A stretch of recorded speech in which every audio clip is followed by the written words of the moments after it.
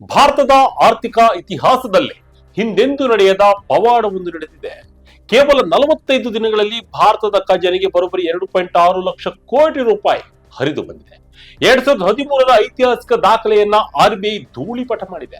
S, Reserve Bank of India ಅಂದರೆ ನಮ್ಮ RBI ವಿದೇಶಿ ಹೂಡಿಕೆದಾರರನ್ನ, ಅನಿವಾಸಿ ಭಾರತೀಯರನ್ನ ಸೆಳೆಯೋಕೆ ಜೂನ್ 5ರಂದು ಒಂದು ಮಾಸ್ಟರ್ ಪ್ಲಾನ್ ಅನ್ನ ಘೋಷಣೆ ಮಾಡಿತ್ತು.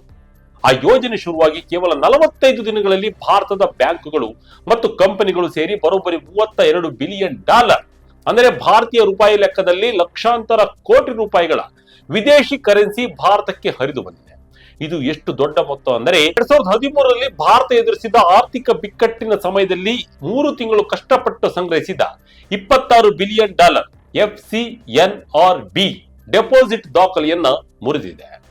ಆದರೆ ಈ ಬಾರಿ ಕೇವಲ 1.5 ತಿಂಗಳಲ್ಲಿ ಭಾರತ ಈ ದಾಖಲೆಯನ್ನ ಪುಡಿ ಮಾಡಿದೆ. ಅಷ್ಟೇ ಅಲ್ಲ, SBI ರಿಸರ್ಚ್ ಅಂದರೆ ಸ್ಟೇಟ್ ಬ್ಯಾಂಕ್ ಆಫ್ ಇಂಡಿಯಾದ ಆರ್ಥಿಕ ತಜ್ಞರ ವರದಿ ಪ್ರಕಾರ ಈ ಕರೆನ್ಸಿ ಸ್ವ್ಯಾಪ್ ಯೋಜನೆ ಮುಗಿಯುವ ಹೊತ್ತಿಗೆ ಭಾರತಕ್ಕೆ ಬರೋಬ್ಬರಿ $80 ರಿಂದ $85 ಬಿಲಿಯನ್ ಹರಿದು ಬರಲಿದೆ.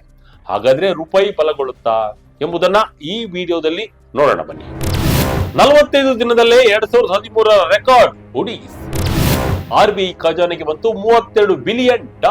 ವೀಕ್ಷಕರೇ, ಮೊದಲು ರಿಸರ್ವ್ ಬ್ಯಾಂಕ್ ಆಫ್ ಇಂಡಿಯಾ ಸಾಧಿಸಿದ ಆ ಚಾರಿತ್ರಿಕ ಸಾಧನೆಯನ್ನ ಅರ್ಥ ಮಾಡಿಕೊಳ್ಳೋಣ. ಇತ್ತೀಚೆಗೆ ದಿ ಹಿಂದೂ ಬಿಸಿನೆಸ್ ಲೈನ್ ಪತ್ರಿಕೆಗೆ ನೀಡಿದ ಬ್ರೇಕಿಂಗ್ ಇಂಟರ್ವ್ಯೂನಲ್ಲಿ ಸ್ವತಃ RBI ಗವರ್ನರ್ ಸಂಜಯ್ ಮಲ್ಹೋತ್ರರವರು ಒಂದು ಬಹುದೊಡ್ಡ ಅಂಕಿಅಂಶವನ್ನ ರಿವೀಲ್ ಮಾಡಿದ್ದಾರೆ. ಜೂನ್ 5ರಂದು RBI ಘೋಷಿಸಿದ ವಿಶೇಷ ರಿಯಾಯಿತಿ ಸ್ವ್ಯಾಪ್ ಯೋಜನೆಯಡಿ ಭಾರತದ ಬ್ಯಾಂಕುಗಳು ಮತ್ತು ಸಂಸ್ಥೆಗಳು ಇದುವರೆಗೆ ಬರೋಬ್ಬರಿ $32 ಬಿಲಿಯನ್ ಹಣವನ್ನ ಸಂಗ್ರಹಿಸಿವೆ. ಇದರಲ್ಲಿ ಬಹುಪಾಲು ಹಣ ಬಂದಿರುವುದು FCNRB ಅಂದರೆ ಫಾರಿನ್ ಕರೆನ್ಸಿ ನಾನ್ ರೆಸಿಡೆಂಟ್ ಬ್ಯಾಂಕ್ ಡೆಪಾಸಿಟ್ ಗಳ ಮೂಲಕ. ಇದರ ಜೊತೆಗೆ ಸರ್ಕಾರಿ ಬಾಂಡ್ಗಳಲ್ಲೂ ವಿದೇಶಿ ಹೂಡಿಕೆದಾರರಿಗೆ ತೆರಿಗೆ ವಿನಾಯಿತಿ ಮತ್ತು ಕ್ಯಾಪಿಟಲ್ ಗೇನ್ಸ್ ಟ್ಯಾಕ್ಸ್ ರದ್ದುಗೊಳಿಸಿದ ಪರಿಣಾಮ ಜೂನ್ 5ರಿಂದ ಈಚೆಗೆ ಸರ್ಕಾರಿ ಸೆಕ್ಯೂರಿಟಿಗಳಲ್ಲೇ $7 ಬಿಲಿಯನ್ ಗೂ ಹೆಚ್ಚು ವಿದೇಶಿ ಹೂಡಿಕೆ ಹರಿದು ಬಂದಿದೆ. 2013ರ ಇತಿಹಾಸ ತಿರುಚಿ ನೋಡಿದ್ರೆ ಆ ಸಮಯದಲ್ಲಿ ಅಮೆರಿಕ ತನ್ನ ಮನಿ ಪಾಲಿಸಿ ಬಿಗಿಗೊಳಿಸಿದಾಗ ಮತ್ತು ಭಾರತದಲ್ಲಿ ಹಣದುಬ್ಬರ ಹೆಚ್ಚಾದಾಗ ರೂಪಾಯಿ ತೀವ್ರವಾಗಿ ಕುಸಿತಿತ್ತು. ಆ ಸಮಯದಲ್ಲಿ RBI ಇದೇ ರೀತಿಯ ಸ್ಕೀಮ್ ಅನ್ನೋದು $26 ಬಿಲಿಯನ್ FCNR ಡೆಪಾಸಿಟ್ ಸೇರಿ ಒಟ್ಟು $34 ಬಿಲಿಯನ್ ಸಂಗ್ರಹಿಸಲು ಸುಮಾರು 3 ತಿಂಗಳು ಬೇಕಾಗಿತ್ತು. ಆದರೆ ಈಗ ಜೂನ್ 8ರಿಂದ ಜುಲೈ 17ರ ಅವಧಿಯಲ್ಲೇ, ಅಂದರೆ ಕೇವಲ 45 ದಿನಗಳಲ್ಲೇ FCNR ಡೆಪಾಸಿಟ್ಗಳು $17.41 ಬಿಲಿಯನ್ ತಲುಪಿ ಈಗ ಆ $26 ಬಿಲಿಯನ್ ಗಡಿಯನ್ನ ಸುಲಭವಾಗಿ ದಾಟಿ ಮುಂದೆ ಹೋಗಿವೆ. ಈ ಮೂಲಕ ಭಾರತದ ಆರ್ಥಿಕ ಇತಿಹಾಸದಲ್ಲಿ ಅತ್ಯಂತ ವೇಗವಾಗಿ ವಿದೇಶಿ ಕರೆನ್ಸಿ ಸಂಗ್ರಹಿಸಿದ ಹೆಗ್ಗಳಿಕೆಗೆ ಈ ಯೋಜನೆ ಪಾತ್ರವಾಗಿದೆ. $85 ಬಿಲಿಯನ್ ತಲುಪಲಿದೆ ಬೃಹತ್ ಮೊತ್ತ.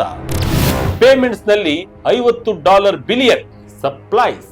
ವೀಕ್ಷಕರೇ, ಬ್ಯಾಂಕಿಂಗ್ ದೈತ್ಯ ಸ್ಟೇಟ್ ಬ್ಯಾಂಕ್ ಆಫ್ ಇಂಡಿಯಾ ತನ್ನ ರಿಸರ್ಚ್ ರಿಪೋರ್ಟ್ ನಲ್ಲಿ ನೀಡಿರುವ ಪ್ರೊಜೆಕ್ಷನ್ ನೋಡಿದ್ರೆ ನೀವು ಸರ್ಪ್ರೈಸ್ ಆಗ್ತೀರಿ.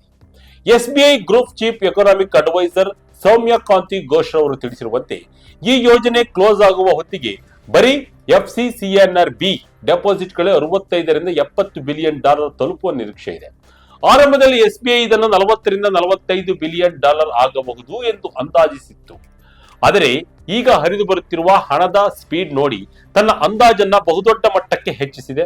ಅಷ್ಟೇ ಅಲ್ಲ, FCNRB ಜೊತೆಗೆ ಎಕ್ಸ್ಟರ್ನಲ್ ಕಮರ್ಷಿಯಲ್ ಬಾರೋಯಿಂಗ್ಸ್ ಮತ್ತು ಓವರ್ಸೀಸ್ ಫಾರಿನ್ ಕರೆನ್ಸಿ ಬಾರೋಯಿಂಗ್ಸ್ ಮಾರ್ಗಗಳನ್ನ ಸೇರಿಸಿದರೆ ಭಾರತಕ್ಕೆ ಬರುವ ಒಟ್ಟು ಕರೆನ್ಸಿ ಹರಿವು $80 ರಿಂದ $85 ಬಿಲಿಯನ್, ಅಂದರೆ ಕಲ್ಪನೆಗೂ ಮೀರಿದ ಮಟ್ಟಕ್ಕೆ ತಲುಪಲಿದೆ. ಈ ಬೃಹತ್ ಹರಿವಿಗೆ ಮುಖ್ಯ ಕಾರಣ ಸಾರ್ವಜನಿಕ ವಲಯದ ಬ್ಯಾಂಕುಗಳು ಆಗಸ್ಟ್ ಮತ್ತು ಸೆಪ್ಟೆಂಬರ್ ತಿಂಗಳಲ್ಲಿ ಮೆಚೂರ್ ಆಗಲಿರುವ ಹಳೆಯ FCNR ಡೆಪಾಸಿಟ್ ಗಳ ಪೈಕಿ ಹೆಚ್ಚಿನವು RBI ನೀಡುತ್ತಿರುವ ಹೆಚ್ಚಿನ ಬಡ್ಡಿ ದರಗಳಿಗೆ ಆಕರ್ಷಿತವಾಗಿ ಮತ್ತೆ ರಿನ್ಯೂ ಆಗಲಿವೆ. ಬರೀ ರಿನ್ಯೂವಲ್ ಒಂದರಿಂದಲೇ $10 ಬಿಲಿಯನ್ ಬರಲಿದೆ ಎಂದು SBI ಹೇಳಿದೆ. ಇದರ ಪರಿಣಾಮ ಏನಾಗಲಿದೆ ಗೊತ್ತಾ? ಈ ಹೊಸ ಕ್ರಮಗಳಿಗಿಂತ ಮೊದಲು ಭಾರತದ ಬ್ಯಾಲೆನ್ಸ್ ಆಫ್ ಪೇಮೆಂಟ್ಸ್ $65 ರಿಂದ $70 ಬಿಲಿಯನ್ ಕೊರತೆಯನ್ನ ಎದುರಿಸಬಹುದು ಎಂದು ಅಂದಾಜಿಸಲಾಗಿತ್ತು. ಆದರೆ ಈಗ ಈ ಮಾಸ್ಟರ್ ಪ್ಲಾನ್ ನಿಂದಾಗಿ ಆರ್ಥಿಕ ವರ್ಷದ 27ರ ವೇಳೆಗೆ ಭಾರತದ ಬ್ಯಾಲೆನ್ಸ್ ಆಫ್ ಪೇಮೆಂಟ್ಸ್ $50 ಬಿಲಿಯನ್ ಗೂ ಹೆಚ್ಚು ಉಳಿತಾಯವಾಗಲಿದೆ. ಪ್ರಸಕ್ತ ಖಾತೆ ಕೊರತೆ ಅಂದರೆ ಕರೆಂಟ್ ಅಕೌಂಟ್ ಡೆಪಾಸಿಟ್ GDPಯು $1 ರಿಂದ 1.2 ಮಾತ್ರವೇ ಇರಲಿದೆ ಎಂದು SBI ವರದಿ ಸ್ಪಷ್ಟಪಡಿಸಿದೆ. ಇಷ್ಟೆಲ್ಲ ಡಾಲರ್ ಬಂದರೂ ರೂಪಾಯಿ ಯಾಕೆ ವೀಕ್? ಆಯಿಲ್ ಕಂಪನಿಗಳು, ಮಧ್ಯಪ್ರಾಚ್ಯ ಯುದ್ಧದ ಎಫೆಕ್ಟ್, ಈಗ ನಿಮ್ಮ ಮನಸ್ಸಿನಲ್ಲಿ ಹೇಳುವ ಅತ್ಯಂತ ಮುಖ್ಯವಾದ ಪ್ರಶ್ನೆ, ಅಲ್ರಪ್ಪ $32 ಬಿಲಿಯನ್ ಬಂತು, ಮುಂದೆ $85 ಬಿಲಿಯನ್ ಬರುತ್ತೆ ಅಂತೀರಾ, ಆದರೂ ಡಾಲರ್ ಎದುರು ರೂಪಾಯಿ ಯಾಕೆ 95.9 ರಿಂದ 96.15 ಆಸುಪಾಸಿನಲ್ಲಿದೆ ಅಂತ. ಮೇ ತಿಂಗಳಿನಲ್ಲಿ 97 ತಲುಪಿದ್ದ ರೂಪಾಯಿ ಈಗಲೂ ಯಾಕೆ ತೀರಾ ವೀಕ್ ಆಗಿದೆ ಅಂತ. ಇದಕ್ಕೆ SBI ಆರ್ಥಿಕ ತಜ್ಞರು ನೀಡುವ ಪ್ರಮುಖ ಕಾರಣಗಳು ಇಲ್ಲಿವೆ. ಮೊದಲನೇ ಕಾರಣ ಮಧ್ಯಪ್ರಾಚ್ಯ ಅಥವಾ ವೆಸ್ಟ್ ಏಷ್ಯಾದಲ್ಲಿ ನಡೆಯುತ್ತಿರುವ ಭೌಗೋಳಿಕ ಉದ್ವಿಗ್ನತೆ ಮತ್ತು ಯುದ್ಧದ ಭೀತಿ. ಇದರಿಂದಾಗಿ ಕಚ್ಚಾ ತೈಲ ಬೆಲೆಗಳು ಮತ್ತು ಆಯಿಲ್ ಟ್ಯಾಂಕರ್ಗಳು ಬಾಡಿಗೆ ವೆಚ್ಚಗಳು ತೀವ್ರವಾಗಿ ಹೆಚ್ಚಾಗಿವೆ. ಭಾರತದ ತೈಲ ಸಂಸ್ಕರಣಾ ಕಂಪನಿಗಳಿಗೆ ತೈಲ ಆಮದು ಮಾಡಿಕೊಳ್ಳಲು ಭಾರಿ ಪ್ರಮಾಣದ ಡಾಲರ್ ಅಗತ್ಯವಿದೆ. ಅಂದರೆ ಎಷ್ಟು ಡಾಲರ್ ಒಳಗೆ ಬರುತ್ತಿದೆಯೋ ಅಷ್ಟೇ ವೇಗವಾಗಿ ತೈಲ ಖರೀದಿಗಾಗಿ ಡಾಲರ್ ದೇಶದಿಂದ ಹೊರಗೆ ಹೋಗುತ್ತಿದೆ. ಎರಡನೇ ಕಾರಣ ಏನಂದ್ರೆ ಎಕ್ಸ್ಪೋರ್ಟರ್ಸ್, ಅಂದರೆ ರಫ್ತುದಾರರ ತಂತ್ರಜ್ಞಾನ. ಫಾರ್ಮಾ, MSME ಮತ್ತು ಇತರ ವಲಯಗಳ ರಫ್ತುದಾರರು ಪ್ರಸ್ತುತ ಜಾಗತಿಕ ಅನಿಶ್ಚಿತತೆಯಿಂದಾಗಿ ಆಥರೈಸ್ಡ್ ಬ್ಯಾಂಕ್ಗಳ ಜೊತೆ ಫಾರ್ವರ್ಡ್ ಹೆಡ್ಡಿಂಗ್ ಕಾಂಟ್ರಾಕ್ಟ್ ಮಾಡಿಕೊಳ್ತಾ ಇಲ್ಲ. ಅಂದರೆ ನಮ್ಮ ಬಳಿ ಇರುವ ಡಾಲರ್ ಮಾರಿ ರೂಪಾಯಿ ಖರೀದಿಸುವ ಒಪ್ಪಂದಗಳಿಗೆ ಅವರು ಸಹಿ ಹಾಕ್ತಾ ಇಲ್ಲ. ಇದರಿಂದ ಮಾರುಕಟ್ಟೆಯಲ್ಲಿ ಡಾಲರ್ ಪೂರೈಕೆ ಬಿಗಿಯಾಗಿದೆ. ಮೂರನೇ ಕಾರಣ ಏನಂದ್ರೆ ಜುಲೈ 3, ಜುಲೈ 10 ಮತ್ತು ಜುಲೈ 17ರಂದು ಭಾರತದ ವಿದೇಶಿ ವಿನಿಮಯ ಸಂಗ್ರಹ ಸತತವಾಗಿ $675 ರಿಂದ $670 ಬಿಲಿಯನ್ ಹತ್ತಿರವೇ ಸ್ಥಿರವಾಗಿ ಉಳಿದುಕೊಂಡಿದೆ. ಅಂದರೆ ಹೊರಹರಿವು ಎಷ್ಟಿದೆಯೋ ಒಳಹರಿವು ಅಷ್ಟೇ ಇರೋದ್ರಿಂದ ರಿಸರ್ವ್ ಹೆಚ್ಚಲ್ಲ, ರೂಪಾಯಿಗೂ ತಕ್ಷಣವೇ ಬಲಗೊಳ್ತಾ ಇಲ್ಲ. RBI ಮಾರುಕಟ್ಟೆ ಪ್ರವೇಶದ ಬಗ್ಗೆ SBI ಆಕ್ಷೇಪ. ಗವರ್ನರ್ ಮಲ್ಹೋತ್ರ ನೀಡಿದ ಬಲವಾದ ಸ್ಪಷ್ಟನೆ. ಇಲ್ಲಿ ಮತ್ತೊಂದು ರೋಚಕ ಡೈನಾಮಿಕ್ ಇದೆ. ರೂಪಾಯಿ ಕುಸಿತ ತಡೆಯಲು ರಿಸರ್ವ್ ಬ್ಯಾಂಕ್ ದಿನಕ್ಕೆ $14 ಮಿಲಿಯನ್ ಮಾತ್ರ ಮಾರುಕಟ್ಟೆಯಲ್ಲಿ ವಿನಿಮಯ ಮಾಡ್ತಾ ಇದೆ ಎಂದು SBI ವರದಿಯನ್ನು ಎತ್ತಿ ಹಿಡಿದಿದೆ. ಭಾರತದ ಬಳಿ $676 ಬಿಲಿಯನ್ ರಿಸರ್ವ್ ಇರುವಾಗ ಈ $14 ಮಿಲಿಯನ್ ಹಸ್ತಕ್ಷೇಪ ತೀರಾ ಕಡಿಮೆ ಆಯಿತು. 1997-98ರ ಸಮಯದಲ್ಲಿ RBI ದಿನಕ್ಕೆ $55 ಮಿಲಿಯನ್ ವರೆಗೆ ಮಾರುಕಟ್ಟೆಗೆ ಇಳಿಸ್ತಾ ಇತ್ತು ಎಂದು SBI ಟೀಕಿಸಿದೆ. ಆದರೆ ಈ ಟೀಕೆಗೆ RBI ಗವರ್ನರ್ ಸಂಜಯ್ ಮಲ್ಹೋತ್ರ ಸ್ಪಷ್ಟ ಉತ್ತರವನ್ನು ನೀಡಿದ್ದಾರೆ. ರೂಪಾಯಿ ಮೌಲ್ಯ ಮಿತಿಮೀರಿ ಹೆಚ್ಚಾಗಿದೆ ಅಂತ ಹೇಳೋಕೆ ಬರೋದಿಲ್ಲ. ಹೇಳ್ಬೇಕಂದ್ರೆ ನಾಮಿನಲ್ ಮತ್ತು ರಿಯಲ್ ಎಫೆಕ್ಟಿವ್ ಎಕ್ಸ್ಚೇಂಜ್ ರೇಟ್ ಲೆಕ್ಕದಲ್ಲಿ ಬರೋಬ್ಬರಿ ಅಪಮೌಲ್ಯಗೊಂಡಿದೆ ಎಂದು ಅವರು ಹೇಳಿದ್ದಾರೆ. ವೆಸ್ಟ್ ಏಷ್ಯಾದಲ್ಲಿ ಯುದ್ಧದ ಪರಿಸ್ಥಿತಿ ತಿಳಿಯಾಗುತ್ತಿದ್ದಂತೆ ಹಿಂದೆ ಆದಂತೆಯೇ ರೂಪಾಯಿ ಮೌಲ್ಯ ವೇಗವಾಗಿ ಬಲಗೊಳ್ಳಲಿದೆ ಎಂದು ಅವರು ಭರವಸೆ ನೀಡಿದ್ದಾರೆ. ಅಲ್ಲದೆ ಬ್ಯಾಂಕ್ಗಳು ಹಳೆಯ ಡೆಪಾಸಿಟ್ಗಳನ್ನೇ ರೀಸರ್ಕ್ಯುಲೇಷನ್ ಮಾಡಿ ಲಾಭ ಪಡೆಯುತ್ತಿವೆಯೇ ಎಂದು ಪರಿಶೀಲಿಸಲಾಗಿದ್ದು ಅದರಲ್ಲಿ ಯಾವುದೇ ಅಕ್ರಮ ಅಥವಾ ಕಳವಳಕಾರಿ ವಿಷಯ ಕಂಡು ಬಂದಿಲ್ಲ ಎಂದು ಅವರು ಸ್ಪಷ್ಟವಾಗಿ ಹೇಳಿದ್ದಾರೆ. ಬಾಂಡ್ ಷೇರು ಮಾರುಕಟ್ಟೆಗೆ ವಾಪಸ್ ಬಂತ ವಿದೇಶಿ ಹಣ. ರೂಪಾಯಿ 100 ದಾಟಲ್ಲ ಎಂದ ಜಾಗತಿಕ ತಜ್ಞರು. ವೀಕ್ಷಕರೇ, ಈ ರಿಯಾಯಿತಿ ಯೋಜನೆಗಳ ಹೊರತಾಗಿಯೂ ಜಾಗತಿಕ ಹೂಡಿಕೆದಾರರು ಭಾರತದ ಇತರ ವಲಯಗಳಲ್ಲೂ ಮತ್ತೆ ಮುಖ ಮಾಡಿದ್ದಾರೆ.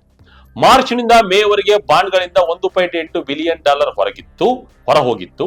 ಆದರೆ ಜೂನ್ ನಲ್ಲಿ $5.85 ಬಿಲಿಯನ್ ಮತ್ತು ಜುಲೈನಲ್ಲಿ $2.71 ಬಿಲಿಯನ್ ವಿದೇಶಿ ಹಣ ಭಾರತೀಯ ಸರ್ಕಾರಿ ಬಾಂಡ್ಗಳಿಗೆ ಹರಿದು ಬಂದಿದೆ. ಇನ್ನು ಜಾಗತಿಕ AI ಹೂಡಿಕೆಗಳ ಹಾವಳಿ ಮತ್ತು ಯುದ್ಧದ ಭೀತಿಯಿಂದಾಗಿ ಮಾರ್ಚ್ನಿಂದ ಜೂನ್ ವರೆಗೆ ಬರೋಬ್ಬರಿ $28 ಬಿಲಿಯನ್ ಭಾರತೀಯ ಷೇರು ಮಾರ್ಕೆಟ್ನಿಂದ ಹೊರ ಹೋಗಿತ್ತು. ಆದರೆ ಜುಲೈ ತಿಂಗಳಲ್ಲಿ ಮತ್ತೆ $1.57 ಬಿಲಿಯನ್ ನಿವ್ವಳ ಹೂಡಿಕೆ ಭಾರತದ ಷೇರು ಮಾರುಕಟ್ಟೆಗೆ ವಾಪಸ್ ಬಂದಿದೆ. ಏಪ್ರಿಲ್ನಲ್ಲಿ $6.58 ಬಿಲಿಯನ್ ಹರಿದು ಬಂದಿದ್ದ FDI ಮೇ ತಿಂಗಳಲ್ಲಿ $74 ಮಿಲಿಯನ್ ನಷ್ಟು ಸಣ್ಣ ಮಟ್ಟದ ಹೊರಹರಿವು ಕಂಡಿದೆ. ಇದು ಸ್ವಲ್ಪ ಚಿಂತೆಯ ವಿಷಯವಾಗಿದೆ. ಹಾಗಾದ್ರೆ ಮುಂದೇನು ಅಂತೀರಾ? ರೂಪಾಯಿ 100ರ ಗಡಿ ದಾಟುತ್ತೆ ಅಂತೀರಾ? ತಜ್ಞರ ಪ್ರಕಾರ ಡಾಲರ್ ಎದುರು ರೂಪಾಯಿ 100 ತಲುಪುವ ಯಾವುದೇ ಸಾಧ್ಯತೆ ಇಲ್ಲ. ಸ್ಟ್ರೇಟ್ ಆಫ್ ಹಾರ್ಮುಜ್ ಸಾರಿಗೆ ಮಾರ್ಗ ಸುಗಮವಾಗಿ ಕಚ್ಚಾ ತೈಲ ಬೆಲೆ ಬ್ಯಾರೆಲ್ಗೆ $105 ಕೆಳಗಿದ್ದರೆ ರೂಪಾಯಿ 94 ರಿಂದ 97 ರೇಂಜ್ ನಲ್ಲೇ ವ್ಯಾಪಾರವಾಗಲಿದೆ.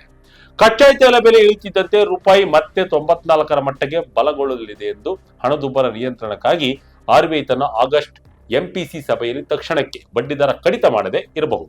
ಆದರೆ ಭಾರತದ ಬಲವಾದ ವಿದೇಶಿ ವಿನಿಮಯ ಸಂಗ್ರಹ ಆರ್ಥಿಕತೆಗೆ ಕೋಟೆಯಂತೆ ಕಾವಲಿರಲಿದೆ.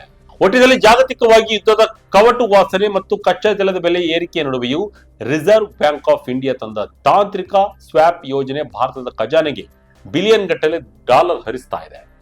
ಕೇವಲ 45 ದಿನಗಳಲ್ಲಿ $32 ಬಿಲಿಯನ್ ಸಂಗ್ರಹಿಸಿ 2013ರ ದಾಖಲೆಯನ್ನ ಧೂಳಿಪಟ ಮಾಡಿರುವುದು ಭಾರತೀಯ ಆರ್ಥಿಕತೆಯ ಗಟ್ಟಿ ತಳಹದಿಗೆ ಹಿಡಿದ ಕೈಗನ್ನಡಿಯಾಗಿದೆ.